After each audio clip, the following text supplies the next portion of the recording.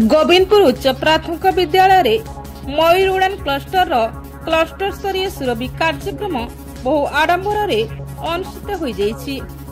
एथिरे मुख्य अतिथि भाव में कृष्णचंद्र पंडा, सम्मानित अतिथि भाव में स्थानीय सरपंच रुक्मिणी नायक एवं सम्मानित अतिथि भाव में सानंद नायक, खाली सीआरसीसी मनिंद्र महापुर, हरडखोल सीआरसीसी रश्मिता साहू, लोकनाथ दास, पद्मनाभ पंडा, सीआरसीसी गड़भितर बुद्धदेव शाह, सीआरसीसी मल्लिक मुंडा, रंजन बुड़ेक एवं समस्त विद्यालयर छात्र छात्री और शिक्षक शिक्षयित्री प्रमुख जोग देइथिले।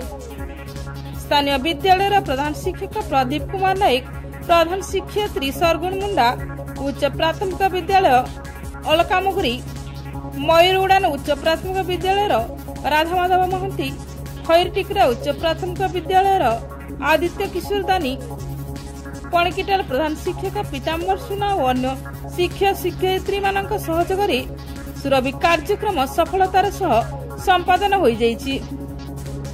एठारे स्थानीय सीआरसीसी उमाकांत मिश्र सभापतित्व करथिले और पुरस्कार बंटन रे विक्रम कुमार नंद, विश्वामित्र मिश्र, परेशनंद त्रिपाठी धन्यवाद अर्पण करथिले।